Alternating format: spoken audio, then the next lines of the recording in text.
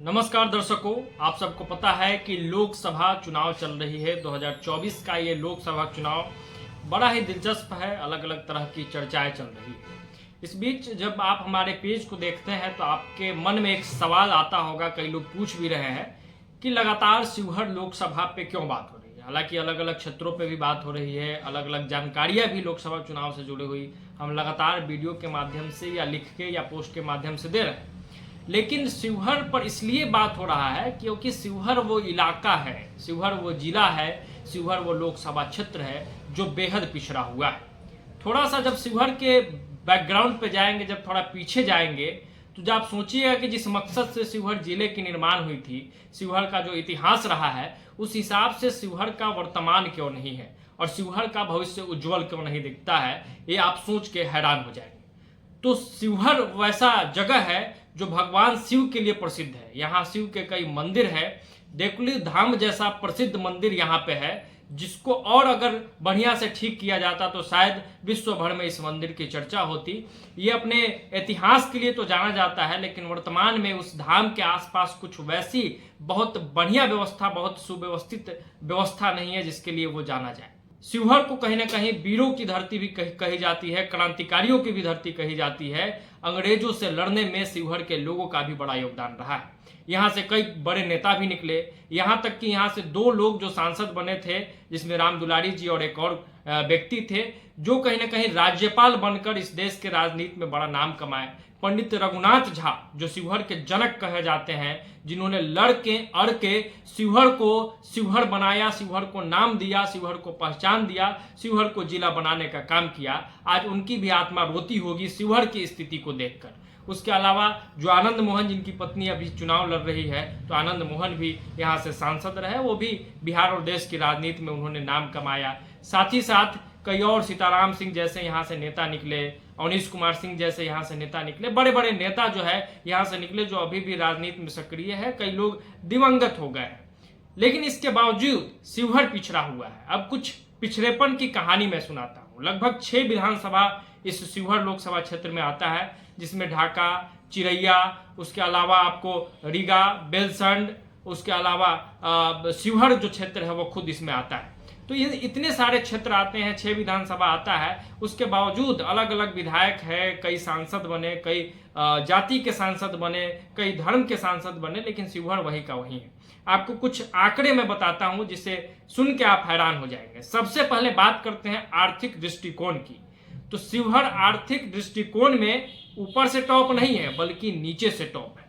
उसके अलावा प्रति व्यक्ति आय की जब आप बात कीजिएगा तो सोच लीजिए कि बिहार में ही कितना डिफरेंस है। शिवहर जो जिला है और शिवहर जो लोकसभा क्षेत्र है, उसमें प्रति व्यक्ति आय 7,000 के आसपास है, जो पटना से 9 गुना कम है। जी हाँ, जहां पटना में लोग 63,000 से ज्यादा प्रति व्यक्ति आय है, वहीं शिवहर में प्रति व्यक्ति आय मात्र 7,000 से 100-200 ज्यादा 7100-7200 प्रति व्यक्ति आय है। उसके अलावा महिलाओं की जब शिक्षा की बात कीजिएगा तो बेहद दुख के साथ मैं आपको बता रहा हूं कि अभी तक एक भी महिला डिग्री कॉलेज नहीं है ढंग का। और बड़ा महिला कॉलेज छोड़ दीजिए, ढंग का छोड़ दीजिए, एक भी महिला डिग्री कॉलेज इस जिले में, इस लोकसभा क्षेत्र में नहीं है। उसके अलावा कॉमन जो डिग्री कॉलेज होता है तो 1-2 डिग्री कॉलेज है, लेकिन वैसा कोई डिग्री कॉलेज नहीं है जहां से आप शिवहर में रह के टेक्निकल पढ़ाई कर सकते हैं, जहां आप पीजी की पढ़ाई कर सकते हैं, पीएचडी और बाकी चीज की कल्पना तो छोड़ दीजिए। तो ऐसा कोई कॉलेज न शिवहर जिले में है ढंग का, न पूरे शिवहर लोकसभा क्षेत्र में है। उसके अलावा आप बात कीजिएगा रोजगार की, तो ऐसी कोई व्यवस्था नहीं है जहां आप शिवहर में रह के, शिवहर का कोई मतदाता, शिवहर का कोई बेटा, शिवहर का कोई गरीब वहां रोजगार कर सके, खासकर सरकारी माध्यम से। प्राइवेट तरीके से कीजिएगा तो रंगदारी, टैक्स और बाकी चीजें देना ही पड़ता है।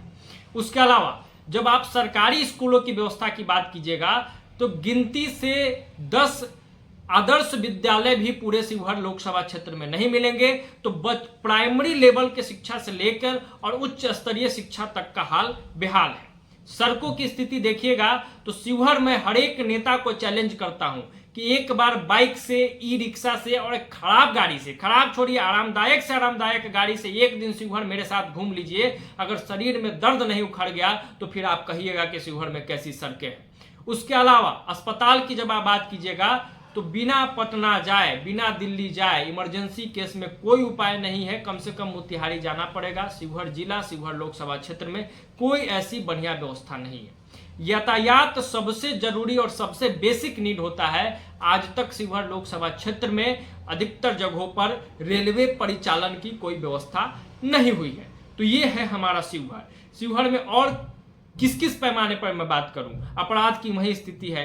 पुल पुलियों की बात की जाए, अदौड़ी खोड़ी पाकर पुल का क्या हुआ, बेलवा घाट का क्या हुआ, जिहुली घाट का क्या हुआ, ये सबको पता है। एकदम दयनीय स्थिति है, मतलब पैदल चले जाने लायक रोड भी नहीं है, पुल तो छोड़ दीजिए। तो कनेक्टिविटी के मामले में भी शिवहर सबसे पिछड़ा लोकसभा क्षेत्र, सबसे पिछड़ा जिला। तो ये शिवहर की स्थिति है। मतलब मैं सैकड़ों ऐसे कामों को गिना सकता हूं जो शिवहर में अभी तक नहीं हुआ है। तो एक चीज और सुन लीजिए, और पता नहीं क्यों शिवहर के लोगों को जब बात हो रही है बदलाव की, तो कुछ लोगों को खराब लग रहा है।